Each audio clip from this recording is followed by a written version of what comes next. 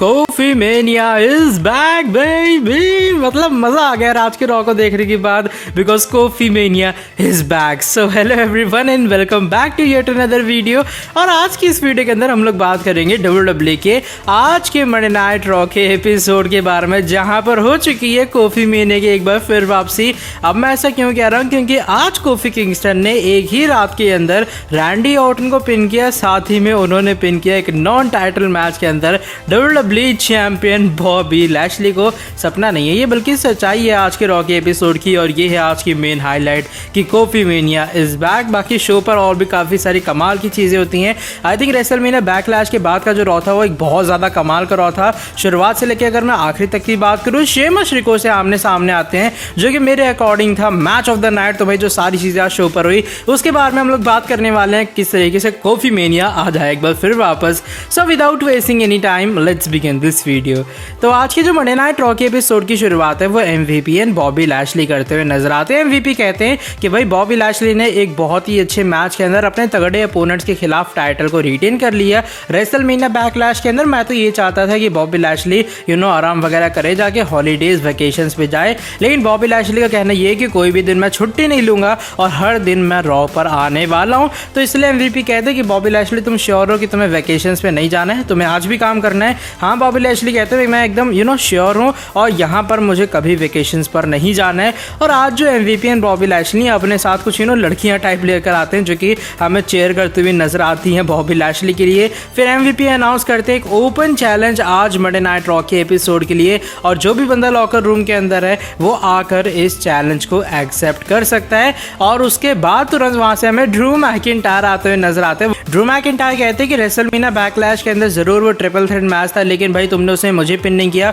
तुमने पिन किया था ब्रॉन स्ट्रोमन को। तो इस मैच के अंदर मैं तो हारा ही नहीं और मुझे एक और टाइटल अपॉर्चुनिटी चाहिए। क्यों ना आज हो जाए लैशली वर्सेस मैकिंटायर का एक और मैच WWE चैंपियनशिप के लिए।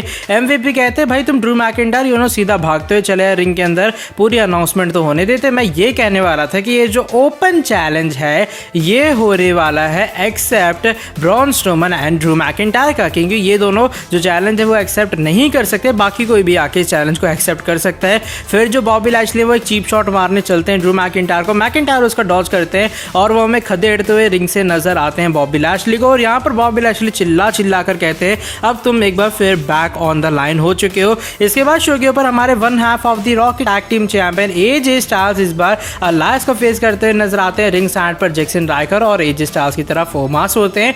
देखने में ऐसा लग रहा था कि जो आज AJ स्टाइल्स की टैग टीम है वो एक बेबी फेस की तरह हो गई है, और सरप्राइज आज AJ स्टाइल्स हमें क्लीन शेव के अंदर आते हुए नजर आते हैं। मैं मजाक नहीं कर रहा हूँ, उनकी एज आज काफी कम लग रही थी। और मैच के एंडिंग एक डिस्क्वालिफिकेशन के अंदर हो जाती, क्योंकि जैक्सन राइकर आखिरी में AJ स्टाइल्स के ऊपर हमला करते हैं। ओमास जो है वो कंफ्यूज हो जाते हैं कि वो अलायंस की तरफ दौड़े, जो कि एंट्रेंस रैंप पे खड़े हैं, कि आकर वो बचाएं जैक्सन राइकर से AJ स्टाइल्स को। फिर फाइनली वो AJ स्टाइल्स के पास आते हैं और जैक्सन राइकर वहां से हमें भागते हुए भी नजर आते हैं। फिर हम लोग एक बैक स्टेज के ऊपर सेगमेंट देखते हैं, जहां पर मैट रिडल हमें खड़े होते हुए नजर आते हैं। वो न्यू डे के मेंबर्स के साथ बात करते हैं। न्यू डे के मेंबर्स कहते हैं भाई कहां पर तुमने कुछ काम के लिए बुलाया था, तुम बता रहे थे एडम पियर्स बुला रहा है। फिर वहां से रैंडी ऑर्टन आता है। रैंडी ऑर्टन कहते हैं कि ये दोनों जो जमूर हैं वो यहाँ पर क्या कर रहे हैं, तुमने कहा था मुझसे एडम पियर्स कुछ बात करना चाहता है।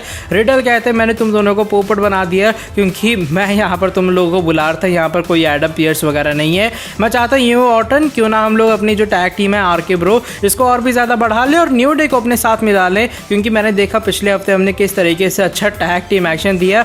रैंडी ऑर्टन कहते हैं तुम पागल तो नहीं हो कि मैं इनको मिलाऊंगा इन पागल लोगों को अपनी टीम के अंदर। न्यू डे के दोनों मेंबर्स कहते हैं हाँ भाई तुम्हारे साथ आना भी कौन जाता है, मैं तो भी बिल्कुल नहीं आना चाहता। और उसके बाद रिडल कहते हैं सुनो भाई ऑर्टन तुम्हें काम करना है, तुम्हें बस इनसे माफी मांगनी है और ये लोग मान जाएंगे। कोफी किंगस्टन एक्जेवियर वुड भी एकदम चौड़ में कहते हैं हाँ भाई मांग माफी। अब रैंडी ऑर्टन कहते हैं तुम पागल हो, मैं इससे माफी मांगूंगा, मैं इससे माफी कभी नहीं मांगूंगा। कोफी किंगस्टन भी कहते हैं कि भाई मैं इसे सालों से जान रहा हूँ और अभी फिलहाल रिडल तुमने इसे जानना शुरू किया, मैं इसको बहुत लंबे टाइम से जानता हूँ, इसकी अंदर की पूरी नस्ल से मैं एकदम वाकिफ हूँ कि ये कभी भी मुझसे माफी नहीं मांगेगा। अगर तुम्हें ज्यादा ये तगड़ी कह सकते हो चौड़ वगैरह है, क्यों ना आज तू और मैं फेस करें जैसे हम लोग 2008 या 2009 के अंदर फेस करते थे, क्यों ना तू इस चैलेंज को एक्सेप्ट कर ले। ऑर्टन कहते हैं हाँ भाई आजा रिंग के अंदर, और इस चैलेंज को वो हमें एक्सेप्ट करते हुए नजर आते हैं। एलेक्सा ब्लिस का प्ले ग्राउंड वाला सेगमेंट भी होता है, और एलेक्सा ब्लिस की यहाँ पर जो कह सकते हो स्पेशल गेस्ट होती है वो नटालिया और टमीना होती है, जो कि न्यूली क्राउन है अभी फिलहाल की वुमेन्स की टैग टीम चैंपियन। यहाँ पर नटालिया यहाँ पर आते, टमीना पहले बहुत घबराई होती हैं, वो कहती हैं चले यहाँ से जल्दी से, लेकिन फिर यहाँ पर एलेक्सा ब्लिस कहती है रुक जाओ थोड़ी देर, अपना तुम फेवरेट कलर बताओ। नटालिया बताती है जो मेरा फेवरेट कलर है वो पिंक है। टमीना बताती है मेरा जो फेवरेट कलर है वो है ब्लैक एंड ब्लू, जो कि अगर मैं तुम्हारे मुंह के ऊपर पोत दूंगी तो वो काफ़ी ज़्यादा अजीब लगेगा। वो लेली यहाँ पर कहती हैं कि भाई मुझे ये चीज़ें पसंद नहीं आई, और एलेक्सा ब्लिस कहती हैं तुमने जो भी बातें कही हैं लेली को बिल्कुल भी यहाँ पर पसंद नहीं आई हैं। और तुरंत यहाँ से फिर एलेक्सा ब्लिस अपने लेली के साथ जाते हुए नजर आते हैं, और सेगमेंट यहीं पर हो जाता है खत्म। एंजल गार्जा वर्सेस ड्रू गुलाक के बीच भी शो के ऊपर मैच होता है। इस मैच के अंदर एंजल गार्जा की एक बहुत ज़्यादा डोमिनेट विक्ट्री भी होती है। ऑर्टन वर्सेस कोफी किंगस्टन का मैच होता है शो के ऊपर, जो कि one of the main highlight था आज के शो की।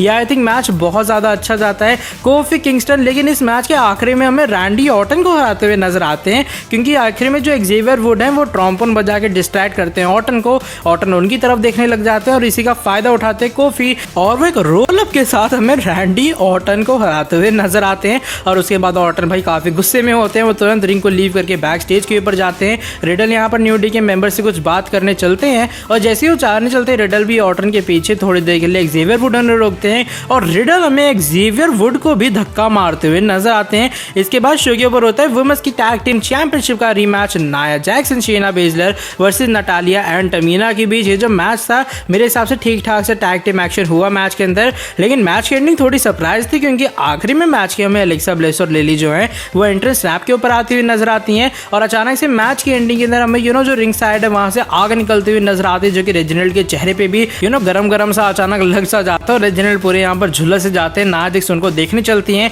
इसी का फायदा उठाते हैं नटालिया और टमीना, और वो हमें शेना बेजलर को पिन करते हुए नजर आती है। और उसके बाद पूरे अरीना के अंदर हमें लिली की हंसने की आवाज सुनाई देती है। फिर शो पर होता है एक बहुत ज्यादा कमाल का मैच, जिसको मैं कहूंगा आज का match of the night, current United states champion Sheamus versus Ricochet के बीच। शेमस काफी गुस्से में होते हैं जिस तरीके से उनके साथ व्यवहार हुआ था रिकोशे की तरफ से रेसलमेनिया बैकलैश के अंदर। रिकोशे बैक स्टेज के ऊपर होते हैं और वो बात करते किस तरीके से उन्होंने रेसलमेनिया बैकलैश के अंदर ये टोपी और ये कोट शेमस से ले लिया, और आज वो उनको हराने वाले, और आने वाले टाइम में भी वो यूनाइटेड स्टेट्स चैंपियन भी बन सकते हैं। और उसे कोट और टोपी के साथ हमें रिकोशे आते हुए नजर आते हैं। शेमस से देखिए काफी गुस्से में होते हैं, और वो सीधा एंट्रेंस रैप के ऊपर हमें भागते हुए नजर आते हैं। रिकोशे किसी तरह बच बचा के हमें रिंग के अंदर आते हुए नजर आते हैं, और इन दोनों का कमाल का मैच शुरू हो जाता है। मैं कुछ नहीं कहूंगा इस मैच के बारे में, सिंपल एक वर्ड, और ये था पूरा 5 स्टार से ऊपर वाला मैच। आई थिंक ये जो मैच है करीबन 20 मिनट के आसपास गया। कभी रिकोशे लग रहा है हार जाएंगे, कभी लग रहा है शेमस हार जाएंगे, और भाई बहुत ज्यादा कमाल का एक्शन होता है। यहाँ पर एक फ्लाइंग ब्रोक किक टाइप भी पड़ती है, वो सही से पड़ नहीं पाते शेमस की तरफ से रिकोशे के ऊपर, लेकिन रिकोशे उसे किक आउट करते हैं। आखिरी में एक और ब्रोक किक, और शेमस एक बहुत ज्यादा इनक्रेडिबल मैच के अंदर हमें जीतते हुए नजर आते हैं। और जैसे मैंने कहा मेरे अकॉर्डिंग ये था मैच ऑफ द नाइट। और इसके बाद जो शेमस है वो जीतने के बाद माइक लेते हैं, वो कोट वगैरह अपना पहन लेते हैं, और वो कहते हैं रिकोशे बस तुम्हारा हो गया, तुम मुझसे पंगा लेना चाहते थे। और जो शेमस है अभी फिलहाल आपको यूएस चैंपियन, उसका एक कंधा खाली खाली सा लग रहा है, तो मैं सोच रहा हूँ क्यों ना आज मैं बॉबी लैशली को चैलेंज करूँ और आपका यूनाइटेड स्टेट्स चैंपियन एक डबल चैंपियन बन जाए, और वो हराता हुआ नजर आए आज बॉबी लैशली को। आस्का और शार्लेट फ्लेयर के बीच भी मैच होता है। ये मैच भी भाई बहुत ज्यादा कमाल का जाता है, लंबा एक्शन होता है मैच के अंदर। मैच के बीच में रिया रिप्ले भी इंटरप्ट करते हुए नजर आती हैं, वो रिंग साइड के ऊपर बैठ जाती हैं, और मेनली यहाँ पर डिस्ट्रैक्ट करती हैं शार्लेट फ्लेयर को, और आखिरी में मैच की डिस्ट्रैक्शन के कारण ही हमें आस्का काउंटर और रोल अप के बाद जीतते हुए नजर आती हैं। और आस्का जब जीत जाती हैं शार्लेट काफी गुस्से में होते हैं, रिया रिप्ले रिंग साइड पर हमें हंसती हुई भी नजर आती है। लंबर चेक मैच होता है जहां पर डेमन प्रीस्ट हमें जॉन मॉरिसन का फेस करते हुए नजर आते हैं। ये असली वाला लंबर चेक था, कोई ज़ॉम्बी वगैरह यहाँ पर आ नहीं गए थे। और यहाँ पर निकी क्रॉस भी फाइनली उनके दर्शन होते हैं हमें रॉ के एपिसोड के अंदर। ये जो मैच है ये भी ठीक ठाक से एक्शन होता है। बीच में जॉन मॉरिसन अपना भाई पूरा पार्कोर वाला में स्टाइल दिखाते हुए नजर आते हैं, वो काफी एंटरटेनिंग पार्ट था पूरे मैच का।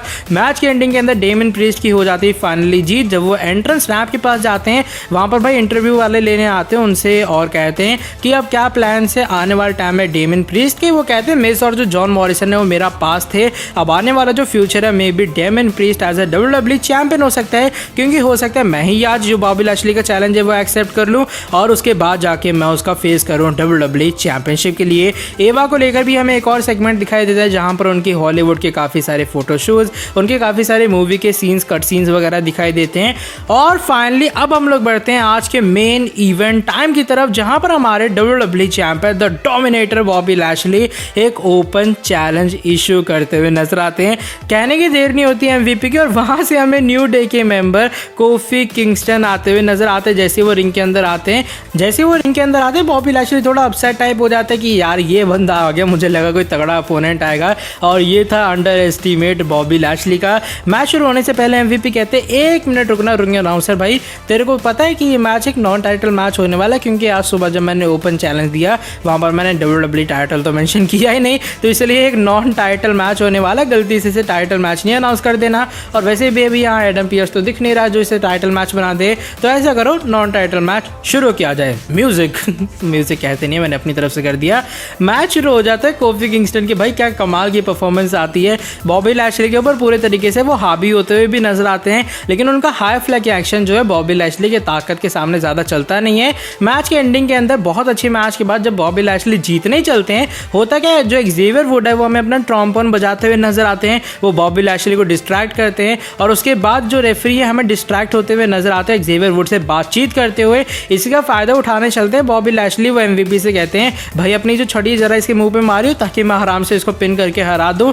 जैसे ही वो मारने चलते हैं ड्रू मैकिंटायर आ जाते हैं पीछे से MVP के, और वो छड़ी छीन लेते हैं और सीधा मारते हैं बॉबी लैशली के पेट के ऊपर।